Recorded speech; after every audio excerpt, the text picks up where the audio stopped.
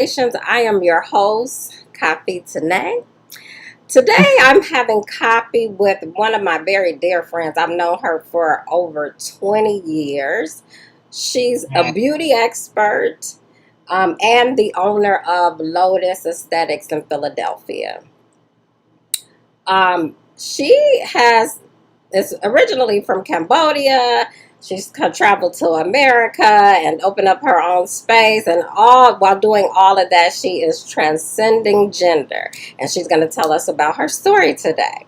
So please welcome Samantha Vison to the show. Hey, Sam. Hey, how are you?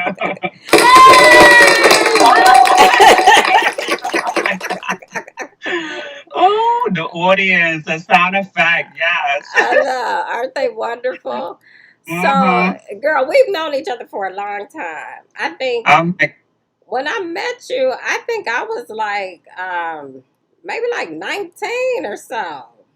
yeah, I think I was 17 or 18. I just got done high school. Yeah, no, because I kind of remember that you were in school. Mhm. Um, so that's been a long time ago, right? It's, I mean, it is a long time, but it just feels like yesterday. I know it does feel like yesterday. It really we does. had, a- we had good times. We had a lot of good times. Mhm. Yeah. And I I mean, remember back then, you were already transcending gender in high school. yeah. I started like my senior year in high school. So during that whole period, like I was going to therapy, I was going to um, counseling and everything. And then when I graduated, that's when the psychiatrist decided to put me in hormone therapy because she kind of wanted me to wait until all the schoolwork is done. Oh, I see. So tell us, let's go back and tell us about when you first came to Philadelphia because you're originally from Cambodia. So tell hmm us about your journey to the U.S. and Philly. Okay, so I was born in Cambodia in like a tiny, tiny, tiny little village. That was like all the houses were made out of like straw, and it's nothing like what we have here. And I'm I'm number 7 out of 12. Mm. Oh, and during that time, my parents had to flee the country because of the Khmer Rouge regime. Mhm. So the Khmer Rouge regime, what happened is that, to my best of understanding, they want to turn everybody into the whole country into a communist party. So, are you still there today? I'm here. I'm here. Oh, because you just went blank for a second. Oh, okay. No, So I'm here. yeah, and I think I was very very young. I remember just walking, like my parents just leave everything behind, and all we had was the clothes on our back and little sack of rice to kind of like hold us through until we reach Thailand. So, and my mom couldn't even bring all of her kids. She couldn't bring um, two. There was only five of us at the time was traveling, including like I think three kids, four, five kids, and my parents.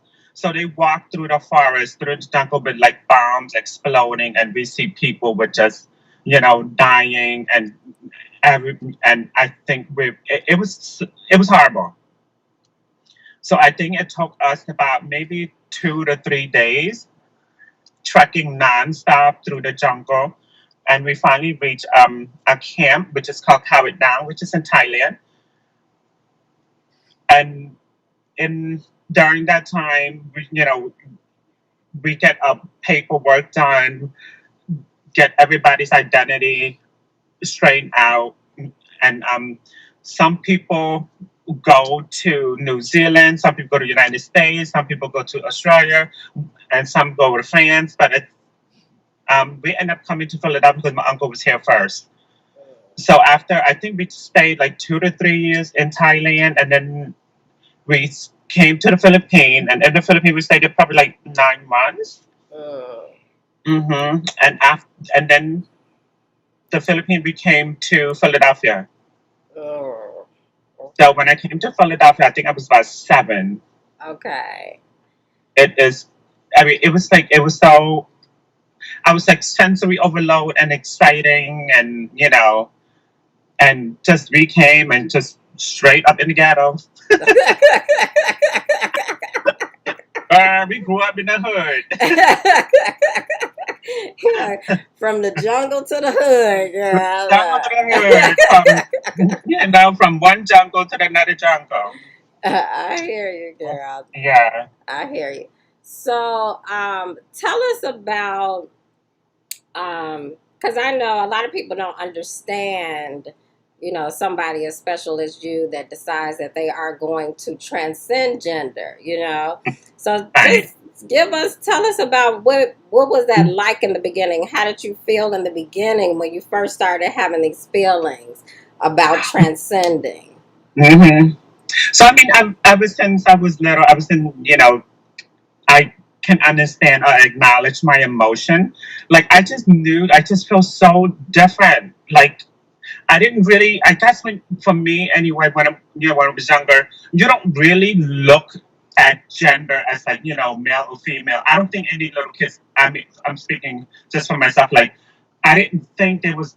I was male or female. I'm just like a little kid. You know what I Mhm, mean? But I mhm, knew that I'm just like I gravitate towards like the feminine energy. Like I mhm. would play with all the girls in the neighborhood. Like all my Okay. friends were girls.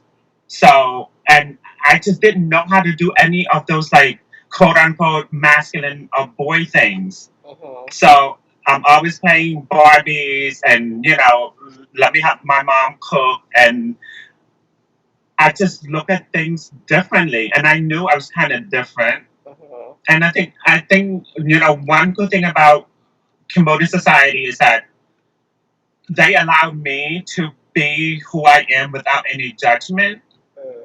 until until I literally like, okay, mom, this is what's gonna happen, and they were shocked. I mean, they were shocked. Oh, really? Yeah, they were shocked because they think it just. I don't think they understand that this can happen.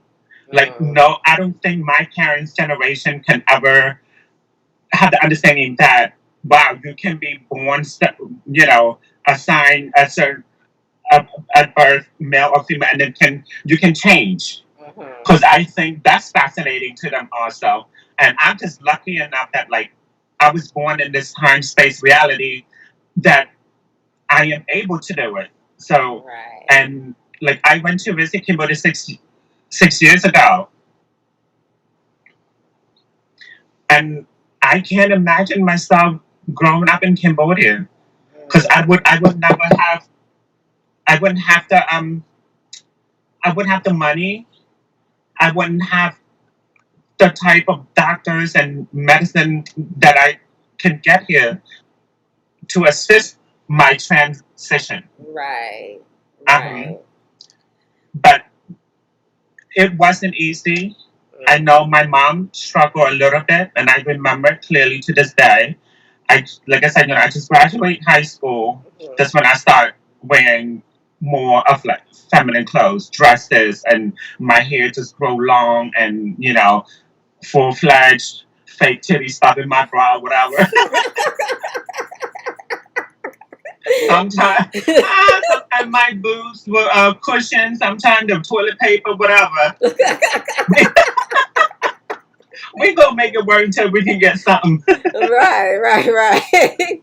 I know. I remember, like I bought this like tan dress, like a chiffon dress from French Connection on South Street, and I wore it. And it was it was summer. So my mom came out and she looked at me. She's like, "Why are you dressing like that?" And I couldn't even answer her. I'm like, I don't know what to tell you. Like, and then she was like, if you're gonna dress like that, you have to put a trash bag on your head because I don't want to be embarrassed. Mm. So I kind of like took a few steps and I turned. So she was standing on like the porch of my house. So I turned to her. I said, Mom, so you're gonna be embarrassed by me? She said, yes, like put a trash bag over your head if you're gonna dress this way. I said, Mom, you Mm, know what? I didn't ask to be here. You and my dad made me. If you're gonna be embarrassed and you don't like it, you take me back where you got me from because I don't want to be here either. mm, And she just like took a few step back, like she didn't realize like this word hit her. It was powerful, and she like this is a human being that cannot be controlled by anyone, and I don't think anyone can control any other human being. So it was just beyond my control. It's beyond her control, and she just like sit back like, oh, okay, you're a being. And she called my aunt in Florida. She told my aunt what happened. She said, well, my child said this, and I agree. mm. Like, my child did not want to be this way, but it just happened to, this is the way it is. And she can't change the fact that who I become, and I can't change that fact either. So, Mhm. and then ever since then, I got so much respect from her and from my Mm. dad. And I was, the type of child like I really respect my parents. I never did anything to bring them any shame, to bring them any hardship. And I did everything by the book. Go to Right. school, graduate. I was the first one to go to college. Mhm. The only one in the family who has a business. Mhm. So and they see all that and then they realize like I'm not a trouble kid. Right.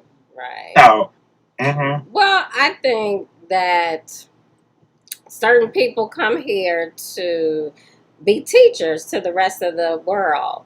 hmm And whatever it is that they need to learn the rest of the world. And it's always that person that's doing something different than the status quo, so to speak. hmm But let's say when your daughter or somebody that you love unconditionally is transcending gender, those lessons from your family members, those are the ones that get it. You know what I mean? Because there's that unconditional love that exists through family. So even though Right. they might not like it, they do have to sit back and learn this lesson, what's going on. I mean, they don't have to, but they Right. have the option to be a student. So, and then when you look at it in retrospect, it's like you're the teacher of the world. You're one of the great Yeah. teachers of the world, that we don't have to be bound by gender and specifics, and that we Yeah. can be who Mhm. we are. I think that, as human being on this planet in this time space reality at this moment in time, we all can learn something from one another, whether it's just, we're different colors, we speak different languages. I think what makes us so unique is our differences. Like, Hmm. I think that's why I love listening to people, like people from different country, like, and, the more you learn about other people, the more you learn about yourself. Exactly. So, Yes. Right. Yep. So I want to thank you personally for being a teacher to the world about diversity, because I think right now it's like a really interesting time for us to be able to grasp that lesson. It seems like we just been living on this planet for so long and we don't get it. We don't really understand it. And now we see that it's killing us, it's tearing us apart, it's breaking us back, down as human beings.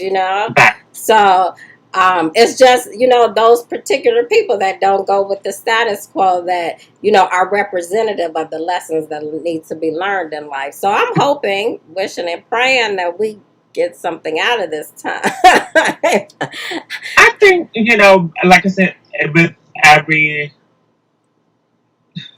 with every trouble, with everything, every hardship, there's always gonna be something that's beautiful gonna come out of it. I just have that faith. Hmm. Like the time when my parent has to flee Cambodia because millions and millions of people were, you know, being killed, where Hmm. children were starving, like, and I came out of it.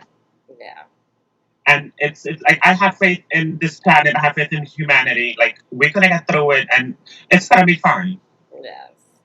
Hmm. Yeah. And I look at this whether trend or any other label that we think that's our label. No, to me, it's like no matter who you are, what you are, as long as you don't hurt yourself and you don't hurt anybody else, do you? Yes. Do good. Absolutely. You don't need anybody accepting but yourself. That's right. Because it took me a long time to feel comfortable. And I feel like I need approval from people. I need approval from society. Mhm. But all those time, the only approval I need was my own, and that was it. That's right. Yeah. Hmm. That's it. That's it. That's all we need. Like RuPaul said, if you don't love yourself, how the hell you gonna love somebody else? Can I get an amen? We have to love ourselves regardless. I know. That's the most important lesson. That's the most important thing. We have to love ourselves. And I think with being transgender, it's like we see perfection, we want perfection, we want all this thing, and like we spend so much money on surgery and everything, and just to achieve that perfection, because we think the world would approve us, would just say, you know what, she got it or he got it, Mm-hmm. because we look a certain way. And we have to, I think a lot of us are, I'm speaking of, I mean, I can't speak for everybody else, I'm going to speak only for myself, that mental struggling to strive for perfection, the physical perfection. Is Mm-hmm. my face feminine enough? Is Mm-hmm. my voice feminine enough? Is my hair long and thick enough? My boobs big enough? My hips, my butt? And all these things that I think about all the time, spending so much money and energy. And now I realize I don't give a shit. Mm-hmm. I don't care. Like, I mean, I still care what I look like, but it's now I'm like, I'm good. I don't even want any more surgery. Right, right. I hear you. I'm done. Like, yeah. Thank you, Jesus, for loving me, and thank you for teaching me how to love myself. Yes, yes, absolutely. Well, you look marvelous, honey. You always have. Now, it's interesting too, when we talk about that because do you remember the House of Ferragamo? Girl, I was in the house of God.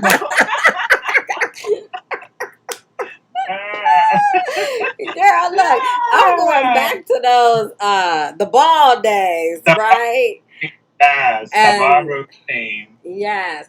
And now it's interesting because they have this new show that Pose.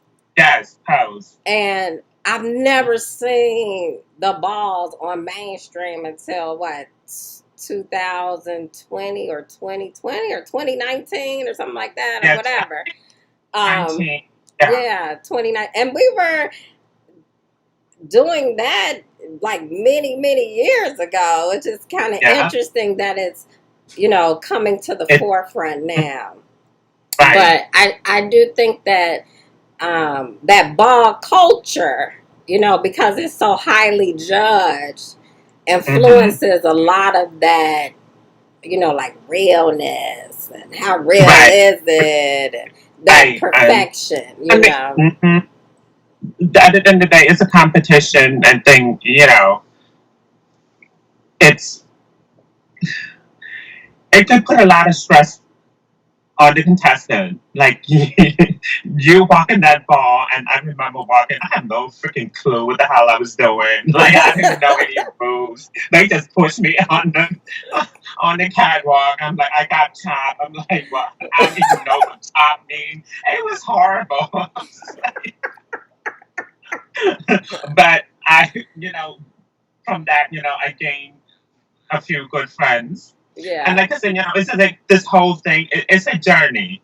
Hmm. Yeah, Absolutely. it's a journey. Enjoy your journey. It's not the Hmm. destination. It's the journey. It's all about the And journey. everybody, everything, and everybody is just part of learning. hmm No, I remember when Charles was like really into it, right? He was Yeah. really into the bossing.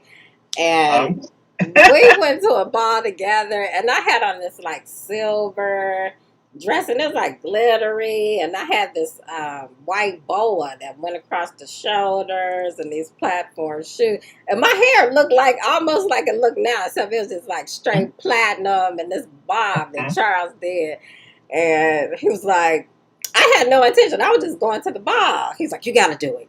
You got to do it. It was some category. I think it was like real fish. Girl, and I was like, no. Then all these people come and they're like, yeah, you got to do it. And he pushed me out there. I was like, this is Push us so crazy. out there like we're some Naomi and Tyra. I, it was fun. Yeah, I have to it's say, definitely it was that. fun.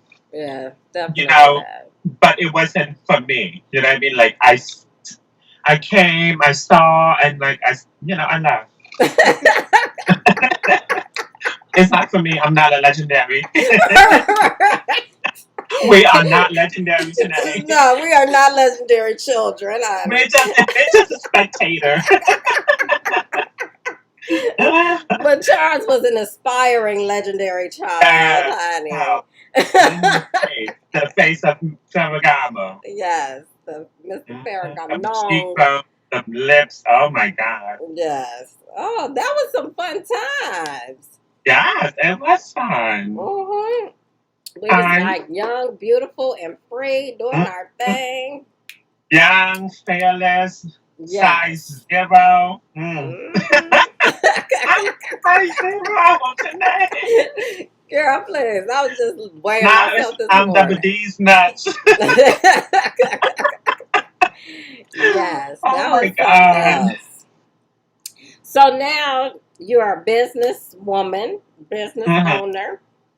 When did you? Yes. So when I left Philadelphia, you were doing nails in a salon in Yeah, Philly. I think that during that time I was just doing that. Like I didn't take it seriously. Uh-huh. 'Cause I was going to college.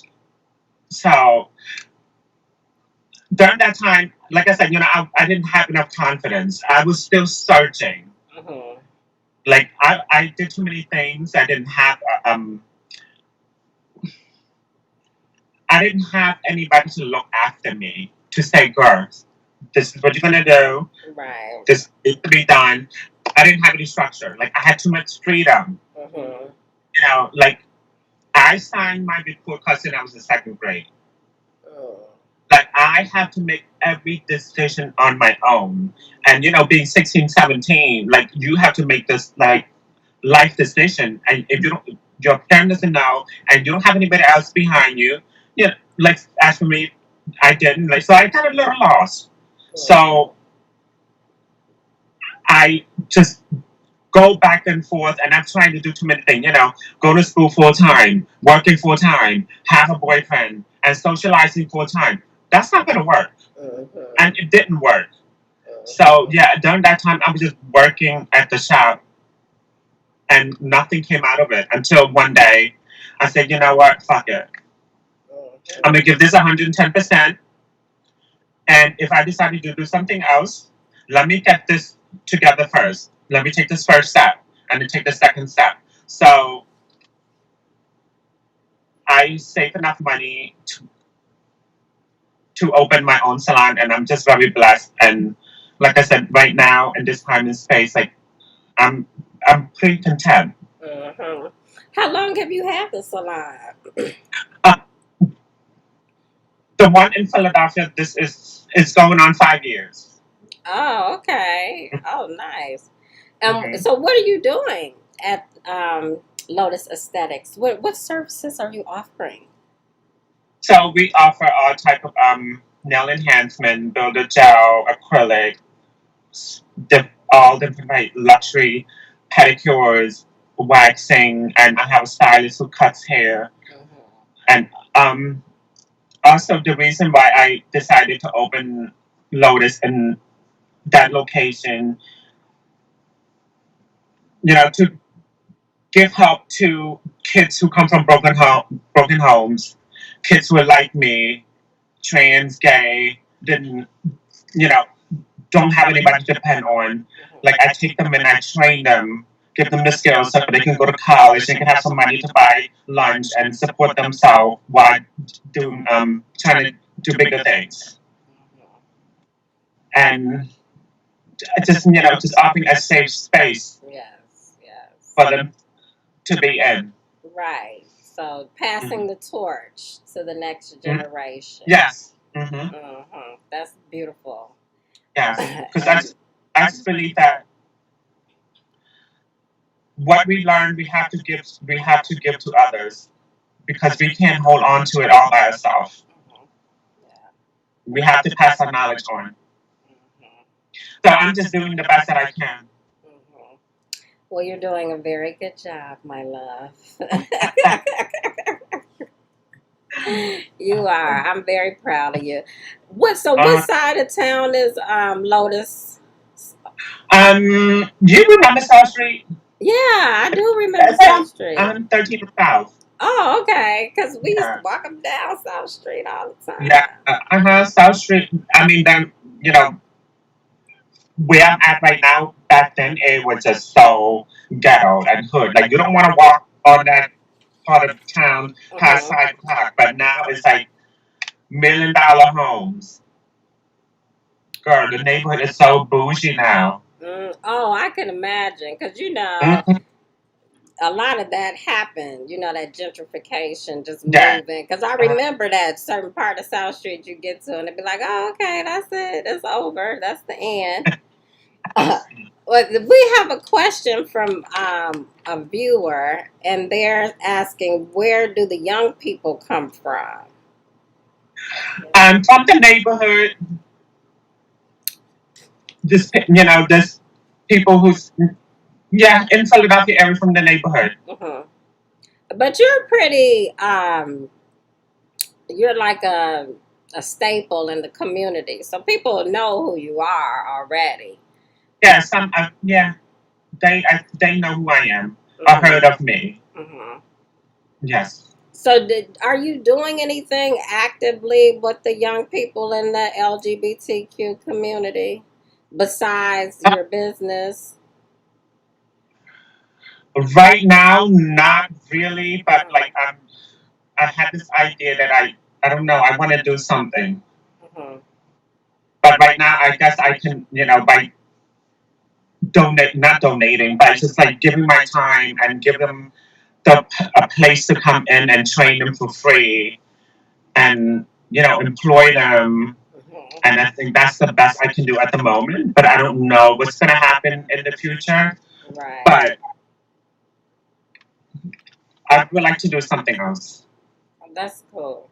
I Mm-hmm. think a lot of in this time of quarantine, Mm-hmm. where it gives us a time to kind of slow down and think about what's really important in life. Right. So I think that a lot of ideas are going to be, born in this space Mm-hmm. when we finally do get out.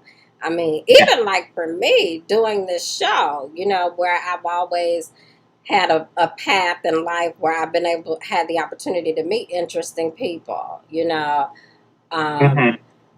and me just deciding to do this show, like how many conversations I had about it, and how many times I just said whatever, you know what I mean? And then it's like, here, oh, Mm-hmm. you actually have the time and the headspace to do it. And then, like the next week, I was like, okay, it's going to be on Wednesday at 11, and I'm just going to line up all these people. And, Mm-hmm. this is my, what is it, my seventh show, and Congratulations. That is a lucky number. yes, yes, and you're on my seventh show. Yeah. And I still have a list of interesting people that I'm still going to be interviewing, and That's what. people. That's one reason why I call it alternative thought conversations, Mm-hmm. because I know all these people that have made it their life's mission to bring up a conversation that's alternative in thought to the Mm-hmm. status quo, you know. And I feel like those voices need to be projected a little bit more.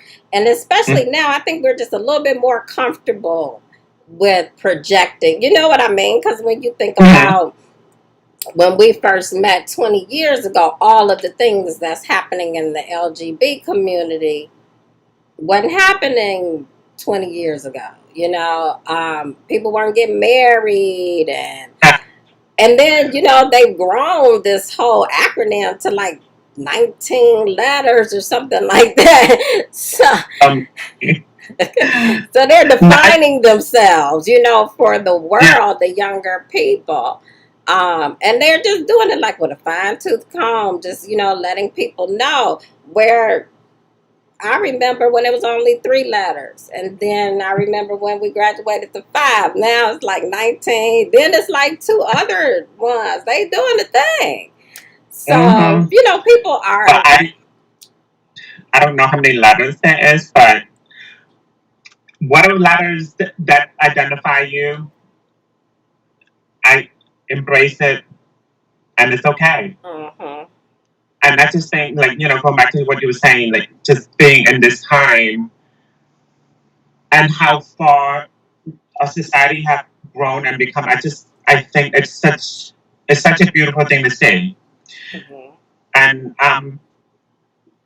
I very honored that I was born in this time space and reality, because we have come a long way as people. And it's just beautiful to see that the younger generation, the younger kids, are not afraid to be who they are. And I love it. They could just walk out and holding hand, and it doesn't phase them. Cause, and I think that it's just so amazing. Also, healthcare wise, it's just incredible because we have a place where kids can go get hormone safely, Uh-huh. and if they can't afford it, and it's free. So it is absolutely, absolutely beautiful, and I'm just so happy to see it's becoming the norm in our culture and our society. Because when I was younger, so I had to pay for everything myself, Uh-huh. and it was not cheap. Uh-huh. The hormone was expensive, and trying to find a doctor who can prescribe it to you, it was a challenge. And sometimes I steal my mom Premarin because she got estrogen in it. My mom go through hot flashes. Her doctor gave her Premarin. I was like, Mom, I'm gonna take this. I don't care. Oh, it's so crazy. So tell us about the hormones and that process and going through that process and the importance of Yeah. having the right doctor. Well, I mean, if to feminize your body, you have to take estrogen. I mean, Uh-huh. I think everybody's different, but for me, like, I had to take estrogen because I want to be as feminine as possible, as pretty as possible, have the prettiest skin, and Uh-huh. So, and I think I was on estrogen for like a couple years, and you see little changes, Uh-huh. and then eventually got some money, get my boobs done. Uh, how often do you have to take the estrogen? Go every day. You have Uh, to take it because um, if your body doesn't produce any hormone, it's not healthy. It's not good.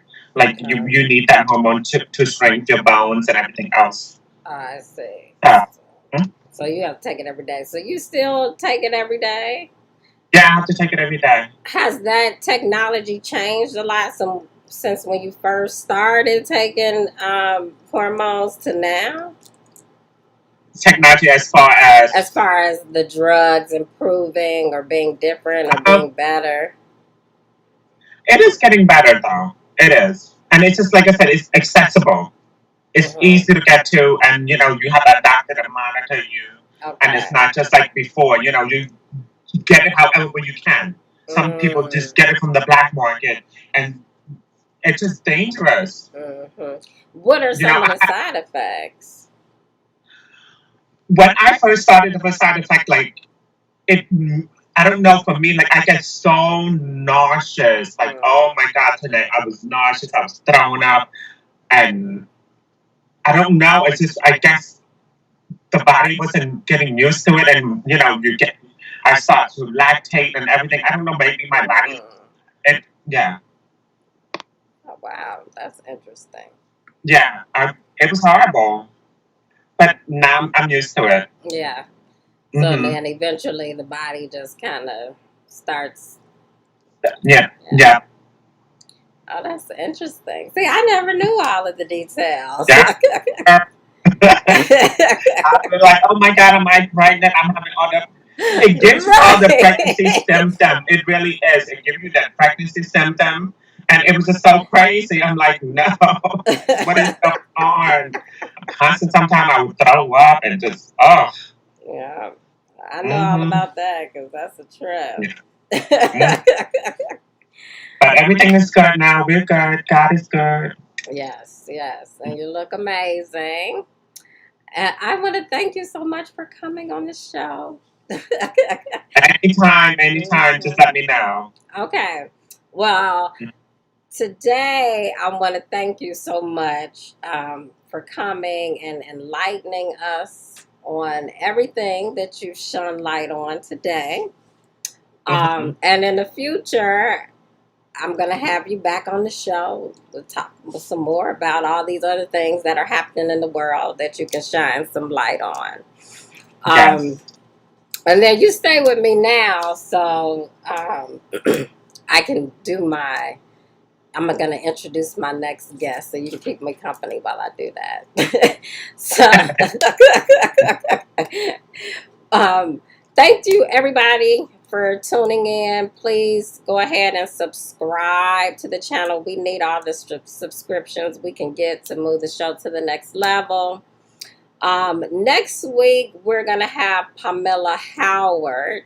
And Pamela has also transcended gender, and he's going to be telling us about his journey on his transition process. So we're really excited. He's a fitness expert, and he's dedicated his life to working with seniors. So we're just going to have another exclusive interview.